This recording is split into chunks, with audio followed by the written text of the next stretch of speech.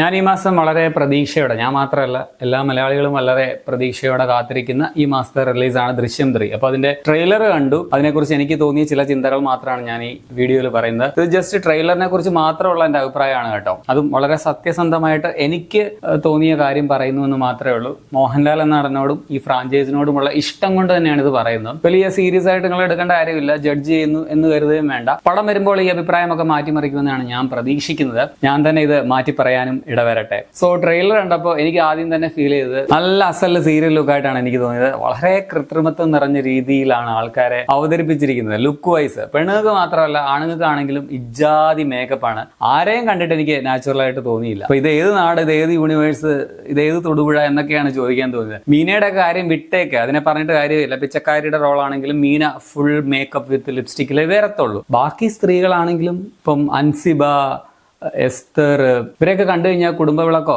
പിന്നെ മറ്റേ വർഷയുടെ ഒരു സീരിയൽ ഉണ്ടല്ലോ, അതിലെ പെണ്ണുങ്ങളൊക്കെ വരുന്നത് പോലെയാണ് വന്നേക്കുന്നത്. ഇതിലാണെങ്കിൽ ആശാ ശരത്ത് ഒരു മറ്റേ മസാജ് ചെയറിലല്ലേ ഇരിക്കുന്നത്, അതിലിങ്ങനെ വളരെ ദുഃഖിതയായിട്ടൊക്കെ ഇരിക്കുന്നതാണ്. സത്യം പറഞ്ഞാൽ എനിക്ക് ചിരിയാണ് വന്നത്. പടം കാണുമ്പോൾ ഇതൊക്കെ വളരെ ഇമോഷണലി കണക്ട് ആകുന്ന ഒരു സീനായി മാറട്ടെ, അങ്ങനെ ഞാൻ പ്രതീക്ഷിക്കുന്നു. പിന്നെ ആ ശാന്തി മായാദേവി പുള്ളിക്കാരി തിരക്കഥയും അതുപോലെ ഇതില് പ്രൊഡക്ഷനിലും ഒക്കെ ഉണ്ടെന്നാണ് എനിക്ക് തോന്നുന്നത്. ട്രെയിലറിൽ ഇങ്ങനെ നിറഞ്ഞു നിൽക്കുന്നുണ്ട്. അപാര കൃത്രിമ നടനവുമായിട്ടാണ് തോന്നിയത്. പിന്നെ ഇതിലാണെങ്കിൽ വീട്ടിൽ നിൽക്കുന്നവരും വഴിയിലും കടയിലും ഒക്കെ കാഷ്വലായിട്ട് നിൽക്കുന്നവർക്കൊക്കെ എന്തിനാണ് ഇത്രയും മേക്കപ്പ് ഇടുന്നത്? തെറ്റാണെന്നല്ല ഞാൻ പറയുന്നത്, ചില എക്സെപ്ഷണൽ കേസസ് ഒക്കെ ഉണ്ടാകും. എന്നാലും നമ്മളൊക്കെ നാട്ടിൽ കാണുന്ന സാധാരണ ആൾക്കാർ ഇത്രയും ക്ലിയർ സ്കിന്നിൽ അല്ലെങ്കിൽ ലിപ്സ്റ്റിക് ഒക്കെ ഇട്ട് അങ്ങനെയാണോ? നമുക്കൊന്ന് റിലേറ്റബിൾ ആവണ്ടേ, ഒന്ന് കൺവിൻസ് ആവണ്ടേ? ഇതിപ്പം 80കളിലെയൊക്കെ ഒരു സിനിമ മേക്കിംഗ് സ്റ്റൈലാണ് ഇപ്പോഴും ജിത്തു ജോസഫ് ഫോളോ ചെയ്യുന്നതായിട്ട് എനിക്ക് തോന്നുന്നത്. പുള്ളിയാണെങ്കിൽ ആ കാര്യത്തിൽ മാറത്തുമില്ല. സ്റ്റേജിങ് ആയാലും ആൾക്കാരുടെ ലുക്ക് ഒന്നും ഒരു നാച്ചുറൽ ആയിട്ട് ഫീൽ ചെയ്യുന്നില്ല. ക്യാമറ വെച്ചേക്കുന്നതാണെങ്കിൽ തന്നെ അത് ഭയങ്കര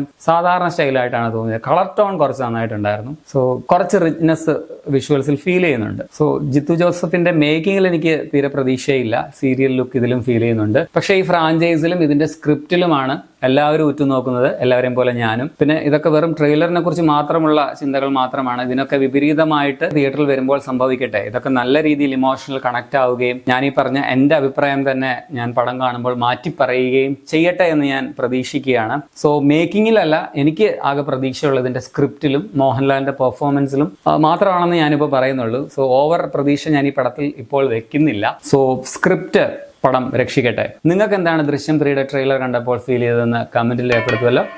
അപ്പോൾ ശരി.